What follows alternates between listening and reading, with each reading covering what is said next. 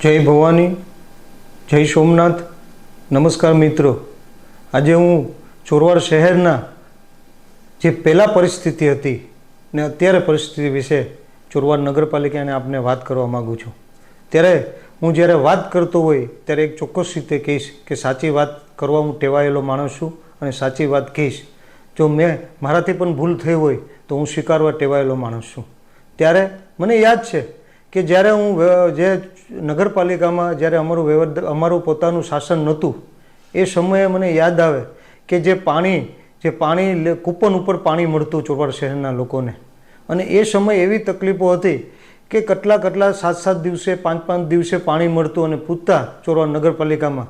એ સમય જે સામેવાળા અત્યારે ઊભા છે એ શાસન ચલાવતા હતા અને ત્યારે પૂછતા કોઈ કે શું થયું, તો મોટર બગડી ગઈ છે, મોટર બળી ગઈ છે, આવી વાતો કરી.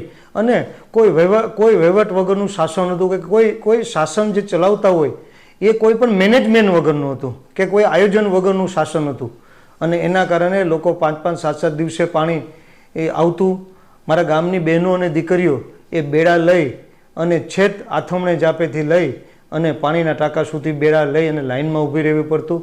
એ મારો પહેલો વોર્ડ હોય, બીજો વોર્ડ હોય, ત્રીજો વોર્ડ હોય, ચોથો વોર્ડ હોય, 5મો વોર્ડ હોય કે 6ઠ્ઠો વોર્ડ હોય કે એ સમય 7મો વોર્ડ, 7 વોર્ડ હતા. અને એ બહેનો દીકરી સવારેથી લઈ અને ત્યાં બેડા લાઇનમાં મૂકીને લાઇનમાં ઊભી રહેતી. મને એ દિવસો યાદ આવે છે. અને એ સમયે તમને ખ્યાલ હોય તો તમારે પાણી જોતું હોય તો એ સમયે બ્લુ કલરના જે કેરબા આવતા એ કેરબામાં માણસો સાયકલ લઈને પાણી વેચાતું તમે લેતા કેરબા ઉપરથી. એ મને પરિસ્થિતિ આજે પણ યાદ છે. અને એ સમય દરમિયાન કોઈ બહારથી આ પરિસ્થિતિના કારણે ઘણા લોકો ચોરવાડ છોડી અને બીજા શહેરમાં રહેવા વહી ગયા છે. અને ઘણા લોકો, કારણ કે આપણા ચોરવાડ શહેરના લોકો ખૂબ ચોરવાની બહાર છે, જેમ કે મુંબઈ, અમદાવાદ, સુરત અને બીજી મેગા સિટીમાં છે. પણ એ જ્યારે વેકેશનમાં એ સમયે બધા વેકેશનમાં ચોરવાડ ફરવા આવતા. કોઈ મા ભવાની પ્રસાદી ચડાવવા આવતું. અને એ સમય આવતા ત્યારે પૂછતા કે પાણીની શું વ્યવસ્થા છે, પાણીની વ્યવસ્થા છે તો અમે આવીએ. આવી પરિસ્થિતિ હતી. અને જ્યારે આ પરિસ્થિતિ જ્યારે હતી ત્યારે 2012માં જ્યારે મેં પહેલું શાસન સંભાળ્યું ત્યારે મારા ચોરવાડ શહેરના લોકો માટે 12 કરોડની ઉપર અંદાજિત પાઇપલાઇન છે એ મંજૂર કરવામાં આવી. અને જ્યાં પાઇપલાઇન નથી ત્યાં છેવાડાની વાડી વિસ્તાર સુધી પણ પાઇપલાઇન નાખવામાં આવી. અને જે પાણી આવતું એની ક્ષમતા જે ચોરવાડ શહેરને જોઈએ એ ક્ષમતા એ આટલી હતી કે એ 20% કે 25% જેટલી ક્ષમતા હતી. 75% જેટલી ક્ષમતા પાણી ઓછું આવતું. પણ એના કારણે મેં એક આયોજન કર્યું કે પાણી જ્યારે જરૂર હોય, પાણી પૂરું ન હોય ત્યારે એ સમયે હું ધારાસભ્ય બન્યો. છતાં પણ વિધાનસભામાં હોય ત્યારે પણ મને ખબર હોય કે ચોરવાડ શહેરના ક્યાં ટાંકામાં કેટલું પાણી હોય છે અને જો પાણી ઘટતું હોય સવારે દેવાનું તો ક્યાંથી વ્યવસ્થા કરવી, એ વ્યવસ્થાનું કામ મેં કર્યું. અને રોજ સાંજે 7 વાગે કે 6 વાગે મને એ કર્મચારી જે કામ કરતા હોય પાણીના ટાંકાવે એ મને રિપોર્ટ આવે કેટલા લાખ લીટર પાણી છે અને કેટલું ઘટે છે. તો એ રાત સુધીમાં હું પાણીની વ્યવસ્થા કરી આપતો.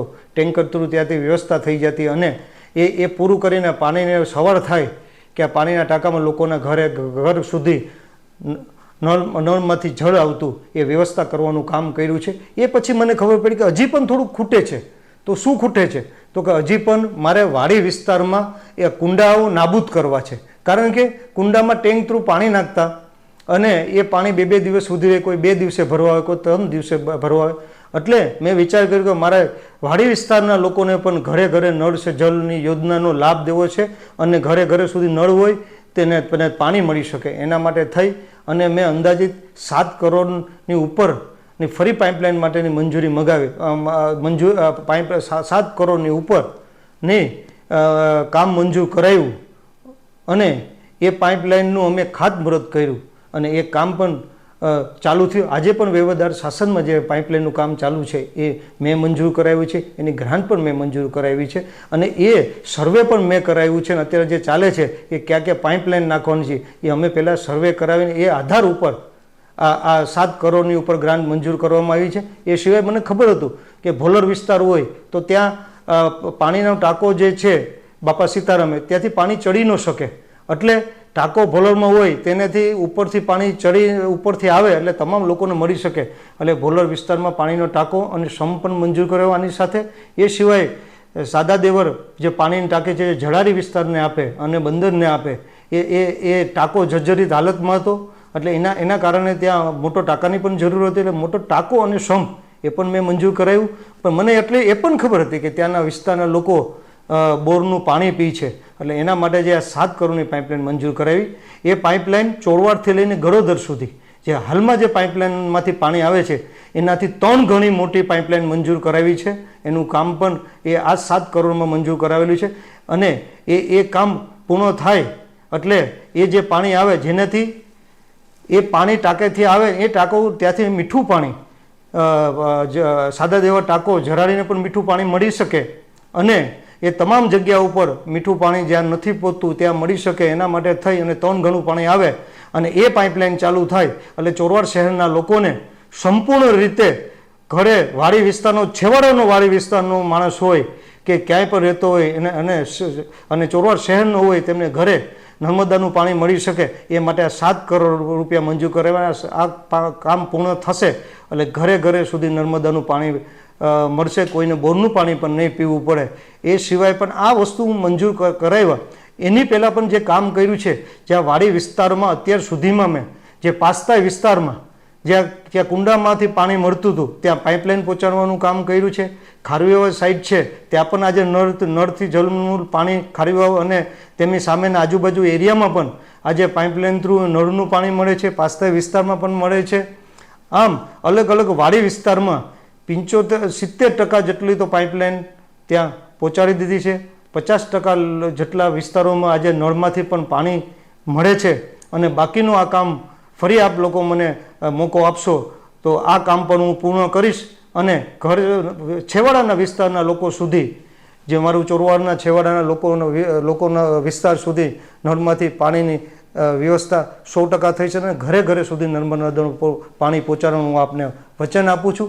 એ સિવાય તમને ખ્યાલ હશે કે 2012 અને 2017 આ 10 વર્ષના ગાળામાં તમે જોયું હશે કે જ્યારે વરસાદની સિઝન પડતી હોય ત્યારે આપણે ચાલીને જતા તો આપણા કપડાં પણ જે પાણીના કારણે જે ગંદુ પાણીના કારણે બગડી જતા. આજે તમે જો એ વિસ્તારમાં તમે આમ વિનય મંદિરથી જાઓ તો છેક લીમડા ચોક સુધી તમને paver block touch two touch જોવા મળે અને તમે લીમડા ચોકથી જાઓ તો આથમણે જ આપે અને એક એક ગલી અને છેવાડાને વિસ્તાર સુધી મંદિરો જેટલા મંદિરો છે એ લગભગ 80% મંદિરો સુધી પણ બ્લોક જે ફિટિંગ કર્યા છે એ અમારા દ્વારા ફિટિંગ કરવામાં આવ્યા છે. આજે તમે વિચાર કરો કે સીસી રોડ છે એ છેવાડાના વાડી વિસ્તાર સુધી સિમેન્ટ રોડ પહોંચાડવાનું કામ કર્યું છે.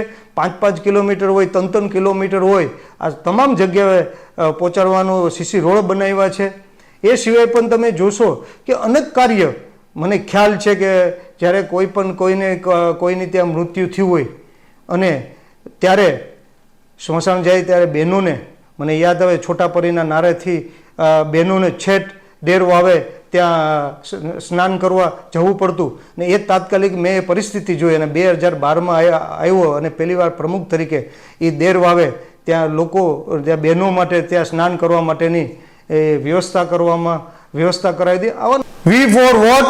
વી for victory, V for only Vimal, only Vimal. નાના કામથી લઈને મોટા કામ સુધી તમને ખ્યાલ હશે કે આવાસ યોજના છે એ અંદાજિત 950 જેટલા આવાસ યોજના મંજૂર કરાવ્યા. એમાં 400 આવાસ યોજના તો બની ગયા છે.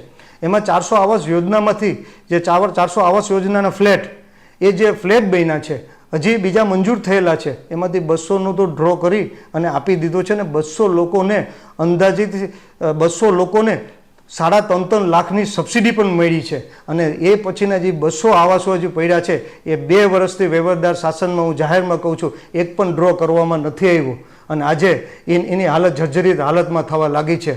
પણ આપ ફરી મને અને મારી ટીમને આવશો તો એ પણ સંપૂર્ણ રીતે જે ગતિ જે સ્ટાર્ટિંગ 2012થી લઈને હતી એ જ પ્રગતિ અને ગતિ એ જ રીતે કામ કરવાની ચાલુ રહેશે. એ સિવાય પણ અંદાજિત 680 લોકોને અમે જે ખાલી પ્લોટ હોય એના માટે 3.5 લાખ રૂપિયો અપાયો છે અને પોતાનું ઘર બનાવવા માટે થઈને અપાયો છે અને 1 રૂપિયો પણ પાછો ભરવાનો નથી. આજે તમે જુઓ તો એ ઘર ત્યાં બની રહ્યા છે અને બની ગયા છે અને એ સિવાય પણ 3.5 લાખ રૂપિયો એટલે 680 લોકો એટલે મને તમે ગણો એટલે અંદાજિત 23 કરોડ રૂપિયા થાય છે. 23 કરોડની ઉપર થાય છે એટલે આ લોકોની ભાષામાં 2380 લાખ રૂપિયો થાય છે. અને આ રૂપિયા ચોરવાના છેવાડાના લોકો અને શહેરના લોકોને એ મેં કામ કરીને બતાવ્યું છે. ગુજરાતમાં 164 નગરપાલિકા આવેલી છે. એમાં હું જાહેરમાં કહું છું કે ચોરવા 163 નગરપાલિકા મૂકી દો અને 163 નગરપાલિકાના તમામ આવાસ યોજના મંજૂર થઈને ચોરવાનું એકલાનું આવાસ યોજના મંજૂર 680 એ 163 નગરપાલિકામાં નથી કરી શક્યા. શું કામે નથી કરી શક્યા? કે આના માટે મહેનત કરવી પડે, લોકોને જાગૃત કરવા પડે, લોકો સુધી વાત પહોંચાડવી પડે, લોકોને સમજાવીને ભરાવવા પડે, લોકોને યોજનાની લાભ કેવી રીતે મળે, આનાથી ફાયદો શું થાય એ બધું લોકોને સમજાવી ને કરવું પડે. એ કેવી રીતે થાય કે તમે જ્યારે પ્રજાને તમારા પરિવારના વ્યક્તિ ગણો ત્યારે એ થઈ શકે અને બીજી નગરપાલિકામાં પોતાના પરિવારના વ્યક્તિ ન ગણ્યા અને એના કારણે ત્યાં યોજનાનો લાભ લોકો સુધી ન મળી શકે. અને મારું ચોરવાડ શહેરને મેં મારા પરિવારના વ્યક્તિ ગણ્યા એટલે એક લોકોને સમજાવી અને વાત સાચી મૂકી. આ પહોંચાડવાથી શું ફાયદો થાય એ આપ લોકોને હું કહેવા માગું છું. સમજી લો કે 3.5 લાખનું કોઈ મકાન બનાવે તો એ કંઈ બહારથી ખરીદી કરવા નથી જવાનું. એ રેતી જોઈએ ને 1 કે 2 ટ્રેક્ટર તો એ ચોરવાડમાંથી લેવાના છે. સિમેન્ટની બેગ જોઈએ તો એ ચોરવાડમાંથી લેવાના છે. થોડુંક એવું લોખંડ જોઈએ તો ચોરવાડમાંથી જ લેવાના છે. કડિયા કામવાળા છે તો એ કામ કોને મળે? ચોરવાડ શહેરના લોકોને મળે. સ્લેબનું કામ હોય, લાદી હોય તો 5-10 પેટી એમાં જોઈએ તો ક્યાંથી મળે? ચોરવાડ શહેરમાંથી લોકો પાસેથી મળે.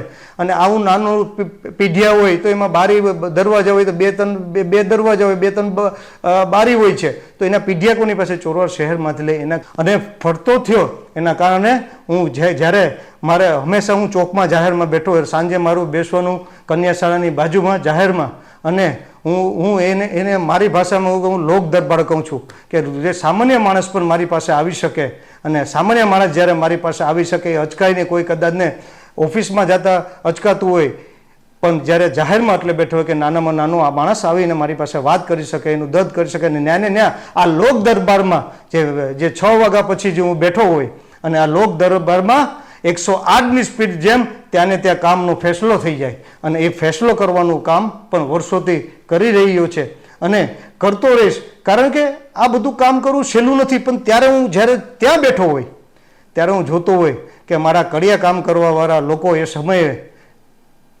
સોનીની દુકાનમાં સોનું લેતા હોય, કોઈ બીજે ખરીદી કાપડની કરતા હું બેઠો જોતો હોય કે જો આ 23 કરોડ રૂપિયા જે ચોરવાડ શહેરને આપ્યા છે એ એક વેપારી સુધી પણ ફરે છે, એક નાનામાં નાના માણસ સુધી પણ ફરે છે, એ સિમેન્ટની દુકાનવાળા પાસે પણ ફરે છે, લોખંડની દુકાનવાળા પાસે પણ ફરે છે, કોઈક નાનો રેતીનો ધંધો કરતો હોય, કપચીનો ધંધો કરતો હોય એના સુધી પણ ફરે છે, સોનીના દીકરા સુધી પણ ફરે છે, કાપડના દીકરા સુધી પણ ફરે છે, કટલેરી સુધી પણ ફરે છે અને મજૂરો સુધી પણ ફરે છે. આજે લોકોને એ કોરોના પછી પણ મંદી આપણે ચોરવાડ શહેરને નડી નથી.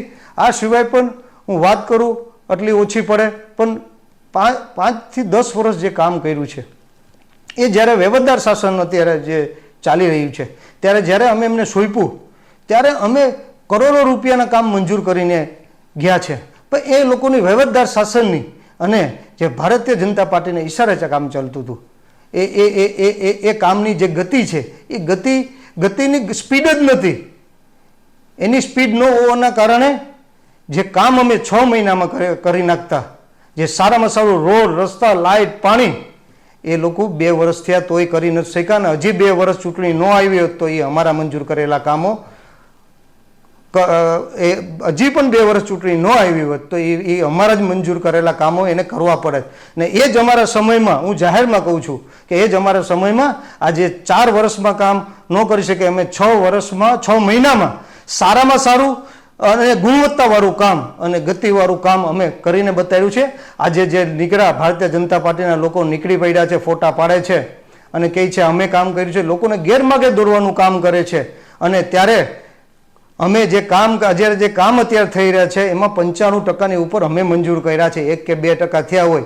હવે અમે 5 કિલોમીટરનો રસ્તો બનાવ્યો હોય અને સાઈડ બાજુમાં 100 કે 200 મીટરનો રસ્તો બનાવ્યો હોય તો 50 જણા તો ભારતીય જનતા પાર્ટીના ફોટા પાડવા માટે આવે. આ ટીમ તો ફોટા પાડવા માટે ટેવાયેલી છે, અમે તો કામ કરવા માટે ટેવાયેલો છે. આપણો વિમલ ક્યારે પણ 108ની સ્પીડ થી વધારે કામ કરે છે, એનાથી નીચે ક્યારેય નહીં ચાલે. એ આપણે ચોરવાની પ્રજાને વચન આપું છું. અને આના પછી પણ એકથી એક યોજનાઓ જે ચોરવાને સ્વચ્છ અને સુંદર અને ડિજિટલ બનાવવા માટે થઈ અને ફરી આપ લોકો અમને મોકો આપશો. તમારે મારા ઉમેદવાર જોઈને નહીં પણ વિમલને સામે જોઈને 24 ઉમેદવારોને જીતાડવાના છે. મને વિશ્વાસ છે કે સંપૂર્ણ બહુમતી તમે મને જ દેવાના છે, પણ મારે સંપૂર્ણ બહુમતી તમે મને દેવાનું છે, મને વિશ્વાસ છે.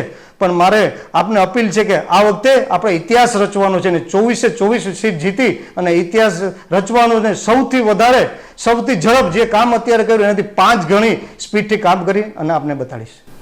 અત્યારે જે આ ભારતીય જનતા પાર્ટીના જેને ઉમેદવારી કરવી છે અને ચૂંટણી લડવી છે એ અત્યારે જે નીકળી પડ્યા છે ફોટા પાડવા માટે થઈને, એ તમે જ્યાં જાઓ ત્યાં ફોટા પાડવા ઊભી જાય છે અને દર ચૂંટણી આવે ત્યારે એ ફોટા પાડવા ટેવાયેલા છે. ચૂંટણી પતી જાય એટલે ગાયબ થઈ જાય છે, ક્યાંય દેખાતા નથી, કોઈ કામની ગતિ નહીં.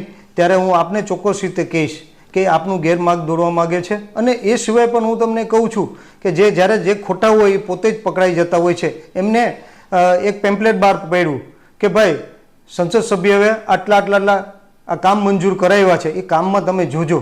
એ કામમાં તમે જો તો કામ થયેલું હશે તો કે 1 લાખ રૂપિયાનું થઈ ગયું છે, બીજું તો કે 1 લાખ રૂપિયા 2 કે એ થોડાક એવા કામ થયેલા છે. બાકી કામો તમે જોઉં ને તો એમાં તમે જોજો કે પ્રગતિ હેઠળ છે, એટલે કામ હજી થવાના છે.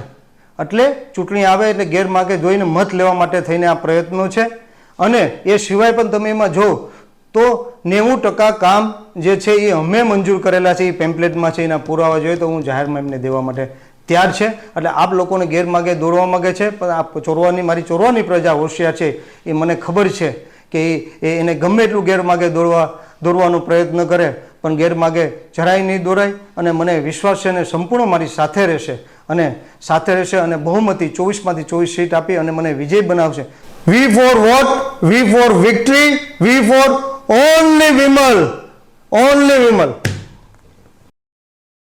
નગરપાલિકાની ચૂંટણીમાં 24 ઉમેદવાર ઊભા કરવામાં આવ્યા છે. એમાં હું પણ પોતે એક ઉમેદવાર છું, મારી ધર્મપત્ની પણ ઉમેદવાર છે. ત્યારે એક 6 વોર્ડ આવ્યા છે, 6 વોર્ડમાં 4 ઉમેદવાર એટલે કે 24 ઉમેદવાર ઊભા કરવામાં આવ્યા છે. અને એ ચૂંટણી લડી રહ્યા છે કોંગ્રેસના સિમ્બોલ ઉપર. એટલે આપને વિનંતી છે કે 24 ઉમેદવારને પંજાના નિશાન ઉપર બટન દબાવી અને એક વોર્ડમાં 4 ઉમેદવારને પંજાના નિશાન ઉપર બટન દબાવી અને વિજય બનાવવાના છે. કારણ કે 24 ઉમેદવાર વિજય થશે તો એ ઉમેદવાર વિજય થશે તો હું પોતે વિજય થઈશ. એટલે એ મત કોંગ્રેસના 24 ઉમેદવારને મત એટલે વિમલ ચુડાસમાને મત. અને એ 24 ઉમેદવારની જીત એટલે મારી જીત. મને વિશ્વાસ છે આપ લોકો કે 16 તારીખના રોજ કોંગ્રેસના નિશાન ઉપર મત આપી અને 24 ઉમેદવારને વિજય બનાવશો. કોંગ્રેસનું બટન દબાવી અને વિજય બનાવશો અને મને જીતાડશો એવી મને આપ સૌ ચોરવાની પ્રજા ઉપર મને સંપૂર્ણ ભરોસો છે.